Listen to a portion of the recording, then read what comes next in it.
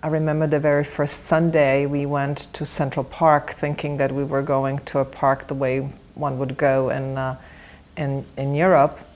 And we were kind of dressed in our best clothes. I remember I was wearing this white blouse with a navy blue skirt and matching shoes, and kind of expecting that we will be strolling in Central Park.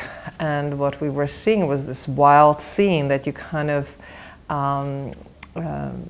see in the movie Hair by Milos Forman, where people were in barely dressed, men were wearing like they were topless, wearing no shirts and wearing minimal clothing and jeans with bell bottoms, and women were not wearing bras, and they were very open with one another in terms of